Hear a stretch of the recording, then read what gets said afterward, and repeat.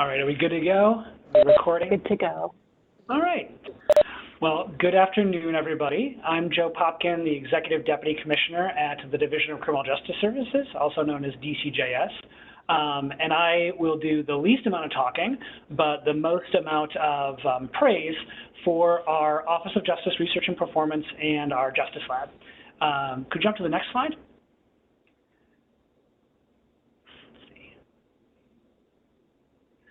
So just a quick background on DCJS. DCJS supports all facets of the state's criminal justice system, really from prevention and diversion within the community to rehabilitation and reentry. DCJS works with all stakeholders to bring the resources, expertise, and information needed for a more fair, equitable, and efficient justice system. And I'll give a special shout out to Commissioner Rosanna Rosado, who's on, who leads more than 400 DCJS employees and administers more than $800 million to help keep New Yorkers safe and ensure a justice system that works for all. And so the one story that I think I told at the last webinar, but would love to restate here is the commissioner and I came to DCJS in November of 2021, really at the height of what was then the surge in gun violence, and really had to spend a lot of time traveling the state and going to communities to hear from law enforcement and the community about what's working, what's not working, and how we can make stronger investments into those affected neighborhoods. And I think from that came organically a much broader focus on what DCJS can do with the budget, which has grown dramatically thanks to Governor Kathy Hochul and the New York State Legislature. And a few months later, I had the pleasure of traveling down to New York City to participate in a meeting with the Office of Court Administration, and Dr. Lee Bates, who you'll hear from, was with me, and she had commented, you know, I think DCJS has always been about public safety, and now we're starting to embrace justice. And that struck a chord with myself and has kind of been a clarion call to that justice is more than just safety. Justice is about how we create opportunities for people, for families, and also for researchers to ask bigger questions and broader questions. And so it's my great pleasure to be a part of this team with the commissioner and to get to work with Deputy Commissioner Bates.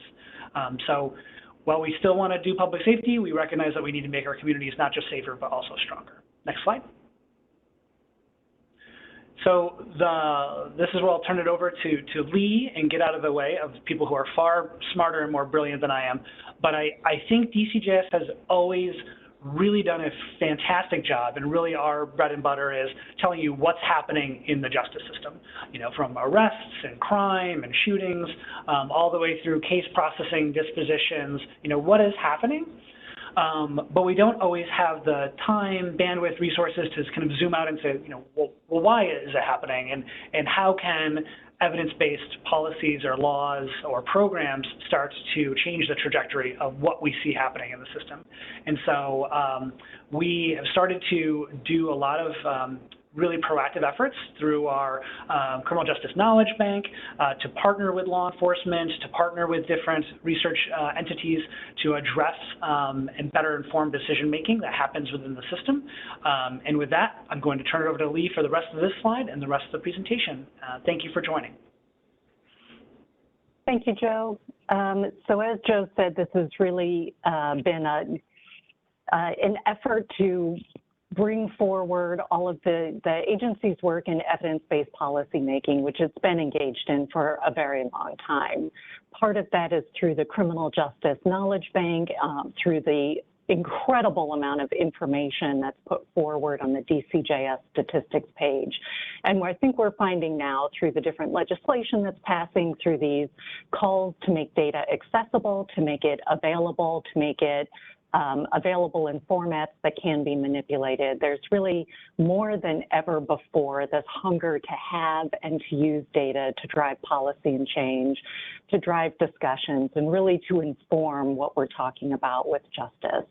So the question is, for me, for all of us, you know, how can we take advantage of this moment? How can we really leverage the momentum that we have to use information, to use objective evidence to inform policy and really inform these discussions? So I'm so grateful that the commissioner, that Joe, were open and amenable to this idea of a justice policy lab, a justice lab. It's been It's not even been a labor of love. I mean, it's been an incredible team putting a lot of effort into this. I do feel a little bit like it's my baby, and so I love seeing it grow and develop, and it feels like it's starting to walk and talk, and it's a wonderful thing. So as Joe mentioned, we had our launch last October. We provided more information then. Here, I'll give just a little bit of a high overview of what the Justice Lab is, our purpose and objectives. Really, we want to use internal and external experts, research experts, to generate timely, relevant, and objective information on the programs and policies that are happening in New York State. We really want to promote the use of this evidence and information to inform justice policy and planning. Broadly speaking, we want to help support and generate ourselves some of this evidence. We want to provide evidence that's meaningful and actionable, and that I think is really an important part of the Justice Lab, and a lot of the work that the agency does is trying to promote actionable information and develop that. We want to take advantage of the institutional knowledge of the practitioners, everybody in the field who's so expert in the systems and the data, take advantage and leverage the expertise in all of the state agencies. Over the years, I've worked with a lot of state agency research staff, and they're truly experts in the data that they have available in the systems that they're examining. So we want to be able to leverage their expertise in this research and really incorporate the community's voice so the community can weigh in on the research that we're trying to conduct on its behalf. There are several key components of the Justice Lab. First, and potentially most importantly, is the project team. And this consists of DCJS staff, other experts in the, who are planning the research project, including the research partners. In some cases, the research partners will be our own staff internally. In other cases, we'll be contracting out with academic, non-academic researchers across the state, across the country, just reaching out to others to conduct the analyses on our behalf. Together, the project team and the research partners will develop a pre-analysis plan. What I love about the pre-analysis plan is that it's really a description of what's going to be occurring before any analysis begins. So the value here is that all of the key stakeholders will have some input on the research questions being asked, the data that will be used to answer those questions, the methodology that will be used, and then also the practicality, really what is the usefulness of the project to the community, to the agency, to the criminal justice system. A lot of that feedback will be provided by a review panel, and the panel itself will consist of subject matter experts, technical experts, people with lived experience, who will review the plan for all of those different factors and weigh in on the plan and also the work products. When we started out last fall, we had a couple of pilot projects that we were really testing our water with. The first was an ATI outcome analysis. This is a 2-year project to conduct an outcome analysis of the alternative to incarceration and reentry program models funded by DCJS. The project team here consists of our external research partner that we're contracting with, the staff here in our Office of Justice Research and Performance, and our partners and colleagues in the Office of Probation and Correctional Alternatives, and also the Office of Program Development and Funding.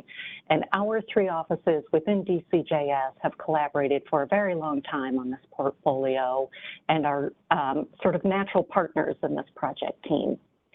Our review panel consists of community-based organizations who are not funded through the ATI dollars, and also academic and non-academic researchers.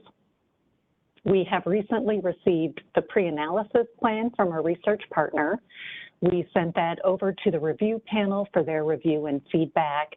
They very recently sent their feedback to us, and we've shared that with our research partners together in a couple of weeks here. We'll come back together with our research partners, discuss the feedback.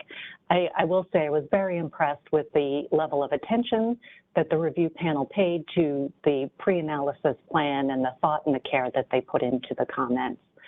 So we'll discuss those comments with our research partner in the coming weeks, and then really figure out what our next steps forward are, if there are any changes that are needed in the pre-analysis plan. If so, what those changes are, and then we'll sort of move forward with the project. And that one is going very, very well.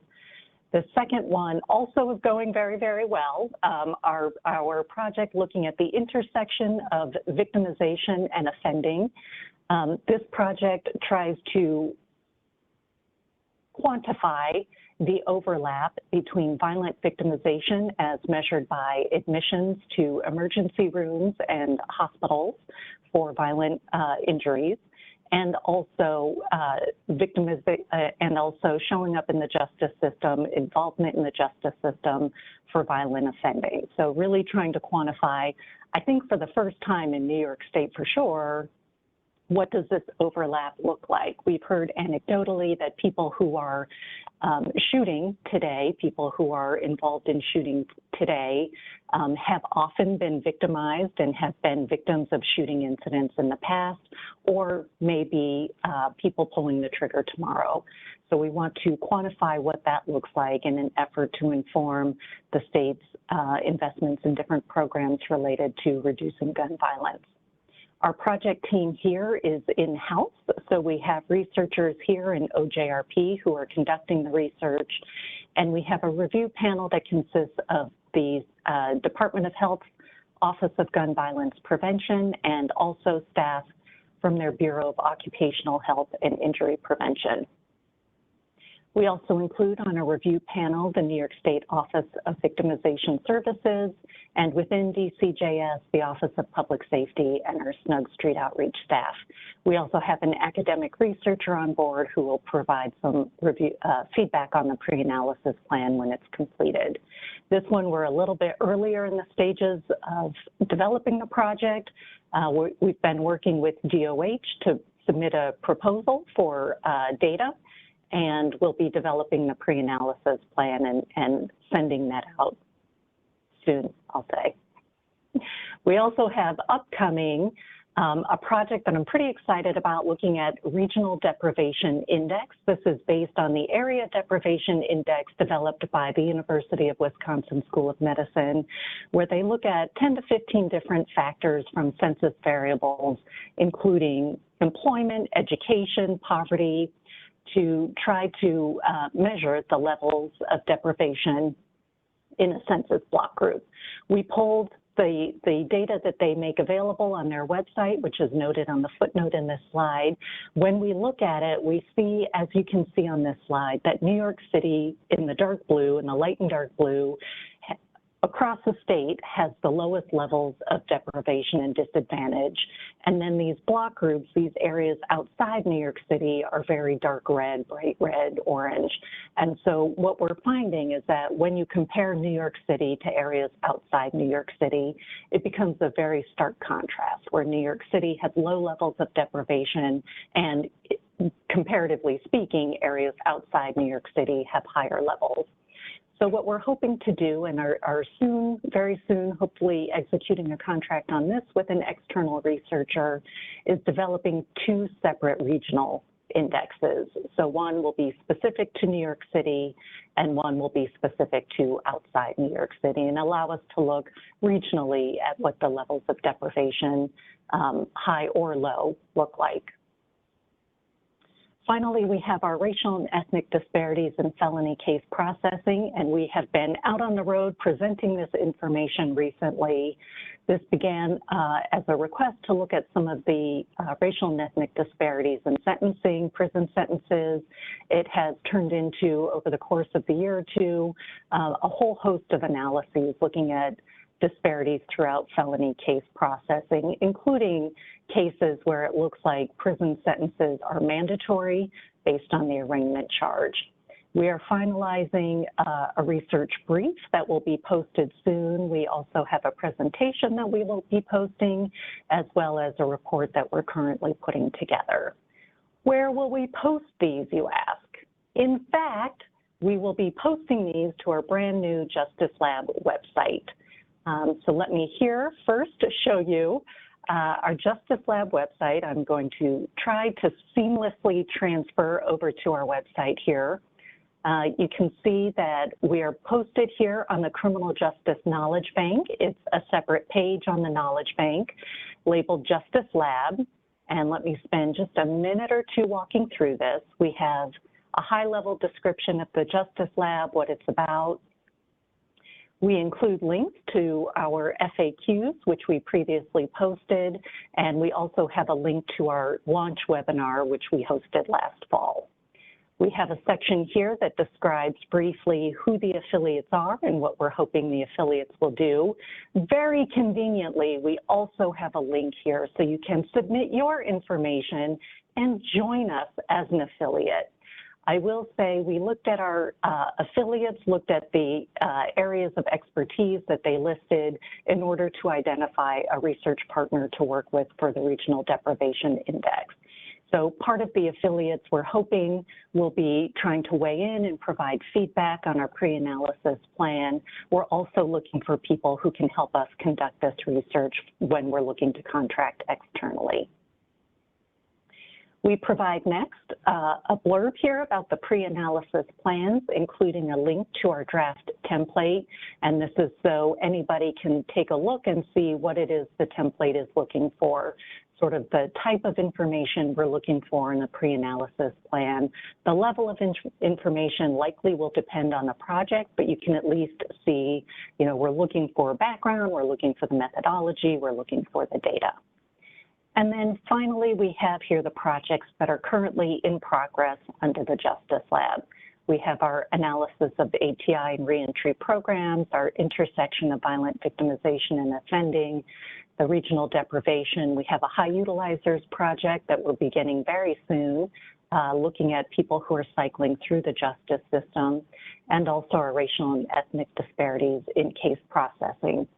As we finish our presentations, as we finish research briefs, as we finish reports, they'll be posted here to this project section. And then finally, we have our contact information. If you'd like to email us and share with us how excited you are about the Justice Lab, how much you'd love to be a part of it, you can reach us at justicelab@dcjs.ny.gov. And we also accept mail at our mailing address here in Albany. Now I will try again to seamlessly switch back to our webinar here. Okay. So next we're going to dive a little bit into some new dashboards that we have. First, I'll describe a couple that are already published to our stats page, and then we'll turn it over to Lauren in just a minute to go through an arrest dashboard first, and we'll turn it over to Jingyi after that to look at a recidivism dashboard that she's built. Our current dashboards, though, include index crime by county that looks at index crime from 2000 through the most recent full year. We also have index crime by agency, which goes to a more granular level and includes historical full year and also partial year data for the current year.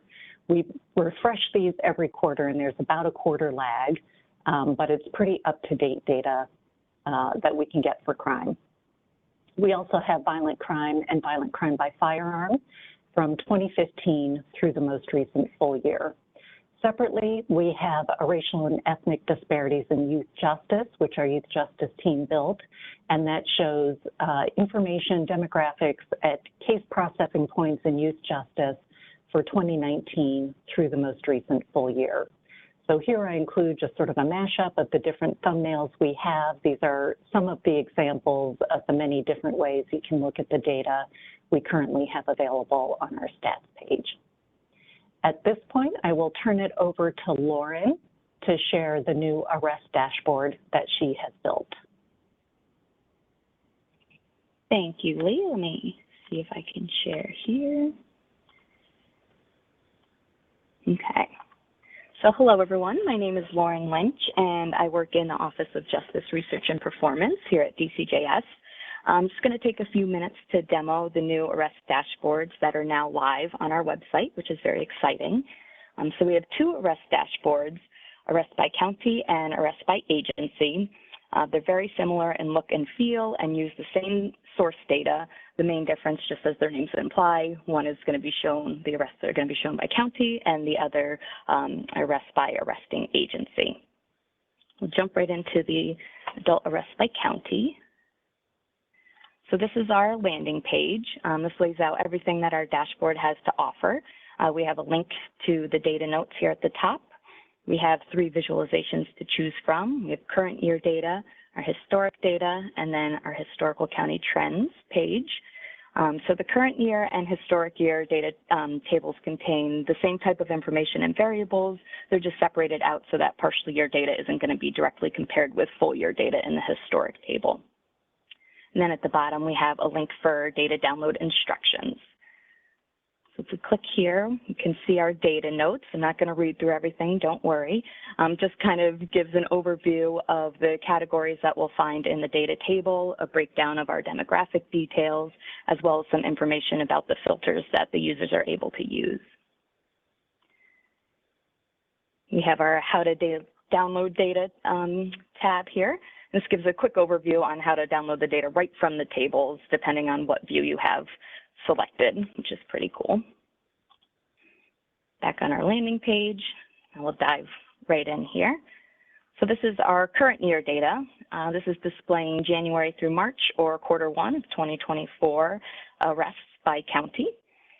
So this top portion here displays all of the filters that the user is able to select on, which I'll kind of go through in more in depth in a minute. This next little portion is a section that kind of lays out what exactly is selected in the filters. Sometimes it gets a little bit hard to read, so it's kind of, gives you a direct glance at what exactly you're looking at after you start making all of your selections. We then have our data table. The default view shows just the total number of arrests by county. And then at the bottom, we have our demographic pie charts. This breaks down our sex, race, ethnicity, and age. These show the totals from the table. So right now we're looking at about 93,000 arrests in Q1 of 2024, and this represents those totals. These are also responsive to the filters as well. So back up to the filters, the user can select on geographic properties. We can select on county. Our region, we can look at New York City counties versus non-New York City counties. We can display arrest categories within the tables, which will break down our felony and misdemeanors. We can select on general law types. We can select on arrest article. And then we can also drill all the way down and select on top arrest charge at the section level. In our second row here, we have our demographics to choose from. We can nest demographics within the table or select them out individually. We have our sex, race, ethnicity, and age. We also have an attempt indicator, which pertains directly to the arrest charges. And then we have our quarter filter here, which you'd be able to select any and all quarters. Since this is our current year data, we can only see Q1 data because we don't have anything else available. But in the historic tab, all quarters are available there. So you can nest a couple things within the table. We have our arrest categories. If we go here and select that we want to see those, it puts it right into the table and breaks out the felony and misdemeanor counts within each county. And the charges that make up these categories are all explained in the data notes. So if someone was like, what exactly makes up felony drug, in the data notes it tells you what exactly does. We can also nest some demographics in there. If we want to look at the sex breakout for each county, we can do that. Same thing with our race, ethnicity, and our age groups. So that's nice to just kind of get a view, an overview, if you will, within the demographics. But we also have individual demographic filters that you can drill down. And so if you're really looking to see, how many arrests of white males aged 25 through 29 have there been so far this year, we can go ahead and select all of those out individually. We'll select male from our sex filter, white from our race filter, and 25 through 29 in our age filter. And we can see that there's been about 2,300 arrests. And then down at the bottom, we see our demographic pie charts have also updated because we only have those selections showing in the table. And then another functionality that's pretty cool about this dashboard is that the filters remain in place throughout the different tabs, just because there are so many filters. So now we see, what we have for this year. If we want to look at the past 10 years, we can go ahead into our historical data table, and we're looking at our white males, 25 through 29, all of the arrests for the past 10 years. Same thing on our trends. So this is a line graph, detailing the same thing that our historical table did. It's just a little bit easier to get a look and see exactly what's happening at a quicker glance. So back on our historic table, if you're like, okay, I've seen all I need to see here, we can go ahead and reset all of our filters. And now maybe we're interested in looking at robbery arrests. So in order to do that, we'd go through right on the article tab, and you can just go ahead and type in robbery and select all PL 160 arrests. Just from that click of the button, now we're looking at all top charge robbery arrests for the past 10 years. And again, these demographic pie charts have updated with that data. And then our arrest charges, we only see what's within the PL 160, so we can choose any or all, robbery first, second, or third. And then go ahead and nest some demographics in there if we were interested in seeing by county what the breakdown looks like. And then here, if this is our final data table and that's exactly what we wanted to see, we can go ahead and download this data right into Excel. So we just go ahead and download it.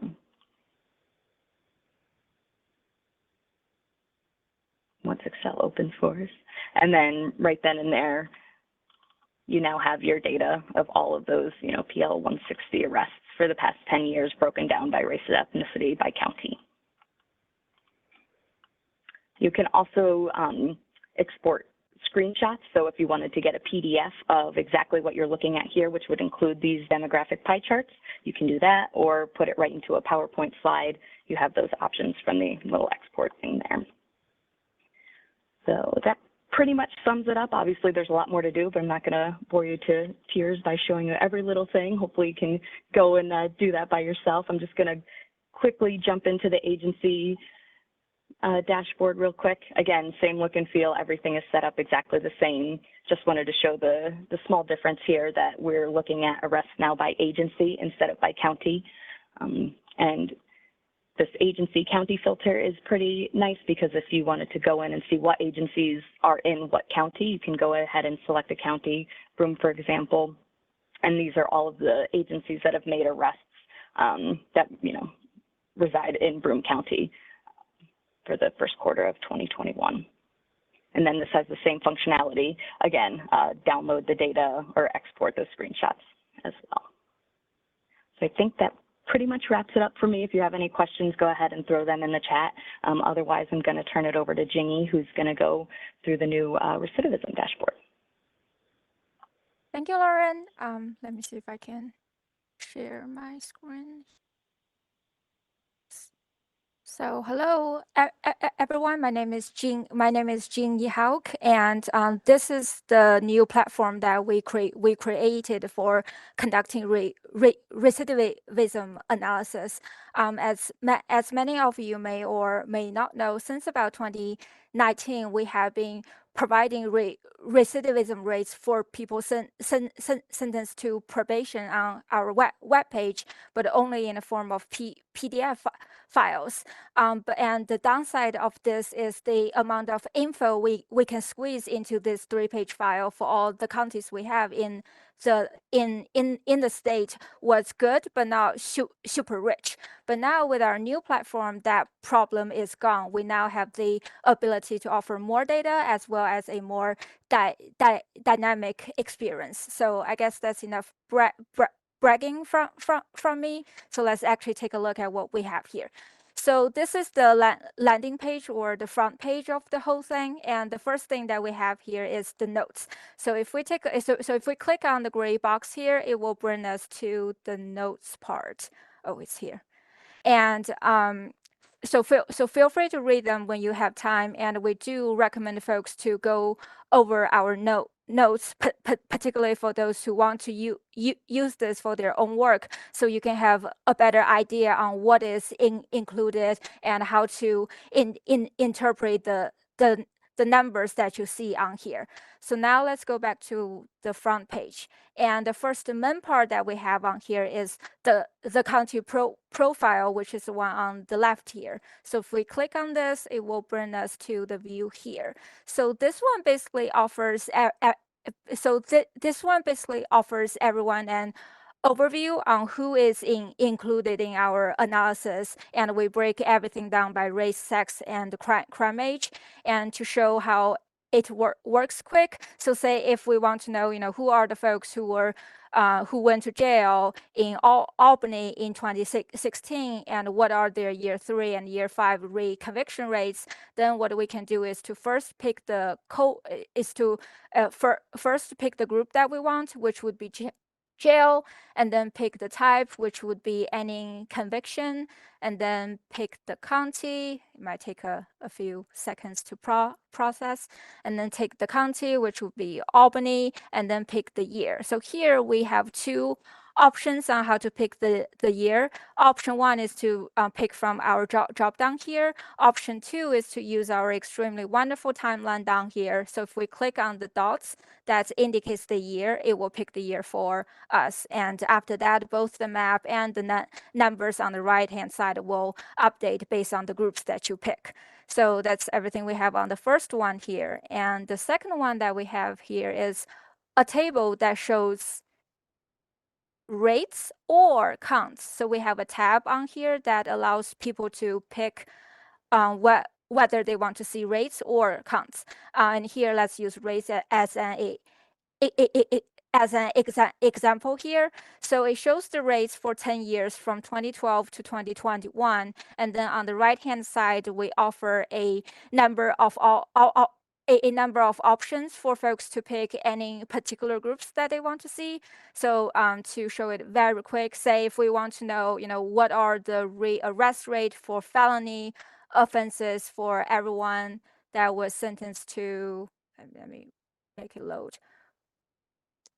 For everyone sentenced to probation in Albany, and particularly for white males, let's do white males. So whites and males. Then these are the rates for the group that we just picked. And from here, if you want to download the view, we can go down here and then download it as a cross tab. So it would be New York State table with N, and then your view would look like, oh, that's not the one, sorry. Let me pick the right table here. Table percent, so download. And your view would look like this. So looks pretty neat. And here we actually have a function which allows us to block the rates if the group that you pick have less than 50 folks. And what that means is, say if we pick the county of Hamilton, which normally has nobody there. So if we pick it, and as far as the rate goes, this is the view that you will see. And the reason why we don't want to show rates is because when you have a group that only has one person, rates don't really mean too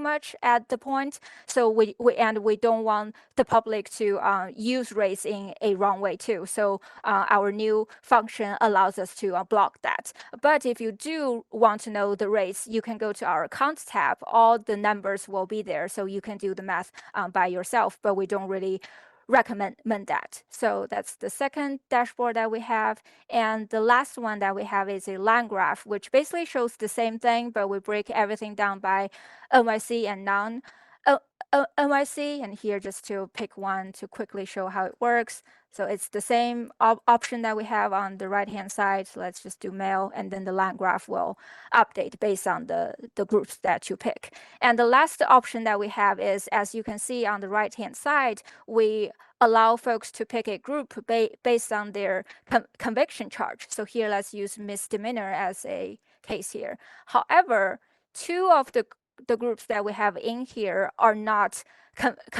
convicted groups. So so ACD and dismissal are not convicted groups. And what will happen is, if you pick a group based on the conviction charge and then pick a group that's not a conviction, the graph will not show up. But you will see a note that would allow you to pick a new group. So that's basically all the functions and wonderful things that we have on here, and I will hand everything back to Lee. Thank you, Jingying. Let me see if I can share from here.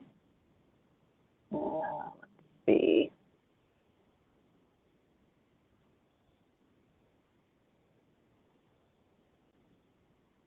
All right, here we go.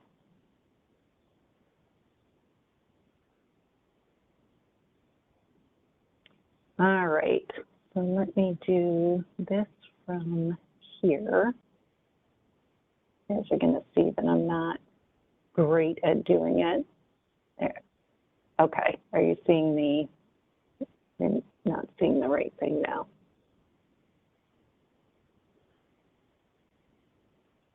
All right, let me try that again. There we go. It's probably still not the right thing. Okay, got it. We do plan on posting these again to the Justice Lab website, and so the links are included here just as sort of placeholders if you want to go back and take a look. So here, just one final call to action, and a huge, giant thank you to Lauren and to Jingyi and to the folks here in OJRP for their phenomenal effort putting these together. We have a lot of people assisting them and helping to develop these dashboards and the data.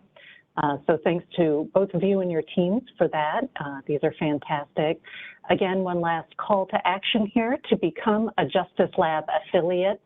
The link to join as an affiliate and to submit your information is included here and is also available on the Justice Lab website. Again, it's open to academic and non-academic researchers, including state agency staff. You can indicate if you'd like to participate as a research partner, as a review panel member, or both, which we would love to see. You can indicate in this information what your subject matter expertise is, if it's courts, corrections, law enforcement, or other things, and also your methodological expertise. We will select the affiliates on sort of a case-by-case, project-by-project basis, but definitely appreciate having folks involved and assisting with the Justice Lab and helping us to move all of this forward. So I am going to stop sharing now so we can take some questions. Yeah, Lee, I think one of the questions I saw was on the arrest data. How often do we plan on updating, and this might just be for the dashboards generally, how often are we planning on updating the dashboards? For the arrest data, I believe we plan on, actually, let me turn that over to Lauren so she gives an actual correct answer to that question. Yes, so we are, turn my video off, I was going to say, we are updating on a quarterly basis. So it's the same thing kind of with crime. So we'll update quarterly on a quarter lag. Okay, so it'll be like a 6-month total lag because it'll be exactly quarter lag on a quarter lag. Got it. All right. Yes. And then on the recidivism data question, do we drill down to cities or census tracts? I think the answer is not right now. I think we're still at the county level, but we'll turn that to whoever, Lee, on your team would be the best. Yeah, I'll jump in on that one quickly. We have the arrest information right now at the county level, and probably are not going to drill down lower than that at this point. I think once we get too low, there are questions about identifiability and confidentiality. So at this point, we're really just sticking with the county level that we have available. Gotcha. There's a question about the recidivism dashboard, including releases from state prison. So I know our docs colleagues are on, and so I will not throw it to them, but I will say they do a lot of reporting on their cohorts over a 3-year time period and do annual reports on their recidivism. And obviously, happy to partner with docs and use some of the newfound Tableau expertise to help tell better stories and use data visualizations on the state prison population as we get there. But obviously that's an area that's had significant decline over the last generation, and we want to be as supportive as possible there. So it's not there right now, but could be coming soon, and also the data right now is on Docs' website. On a question, another question, do you receive arrest race data directly from police departments? If so, have we performed a quality check on the data? So I think the answer is yes, we receive it directly from the arresting agency, and we take the information in as we get it. We look for timeliness, completeness, and accuracy, but I don't know if we've done a specific analysis for race ethnicity as a variable. I'll kick that over to Lee. We've, I think, gotten information and have looked at race and ethnicity in the past. There are some periods where we know race may be a little bit wonky in some jurisdictions during some years, but for the most part, when we've looked at the race data, I think we've generally seen that it's, pretty reliable. Lauren, anything else we want to add on the race data for arrests? No, I would agree with that. All right. Thank you. There's another question about plans on the recidivism data to look at revocations. So the revocation, the revocation data for the prison releases, that would, again, fall to the doc side. If we are looking at revocations or violations of probation for probationers, it's not something that we've really included or discussed right now. I think what we wanted to do was really land on the measures that are sort of most common and most acceptable and used across different state agencies, for example, across different measures of recidivism. So it's certainly something that we can put on our radar to look at in terms of probation specifically, probation populations, but it's not currently something that we have plans to include in this dashboard. I will say my grand vision, and this is the first time the Commissioner and Joe are hearing this, my grand vision is to turn all of the stats page to the extent that it makes sense into dashboards and just information that's really useful and easily accessible to folks. So certainly open to other suggestions like this one to include revocations. That's great. And I'd also just a note around, the dashboards are fantastic, but also pay attention to the data source notes. I think the team's done a fantastic job around capturing exactly what it is, what it might not be, in terms of any caveats for the data that are presented. But I similarly share Lee's vision of getting away from the kind of static Excel or PDF templates that are not always as user-friendly and definitely don't always help tell the story in a timely fashion about what's happening in the system. So, right. Other questions into the chat?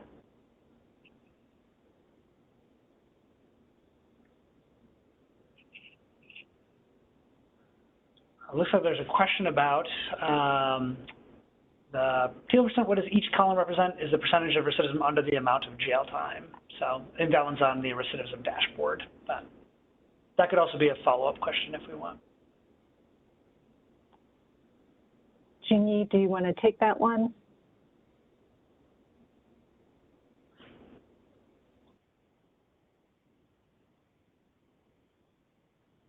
I think you're on mute if you're talking. Oh, sorry, I'm on mute. So is the percentage of recidivism under the amount of jail time? No, so every column, if I can share my screen one more time. Okay, so sure. Let me make sure that I have the right screen to share. This is the one. So So every column here shows the number is the percent of the people who got rearrested after they come from jail. So here, if you do 14,451 divided by 43539, it would be 33 here. So I don't know if that answers the question.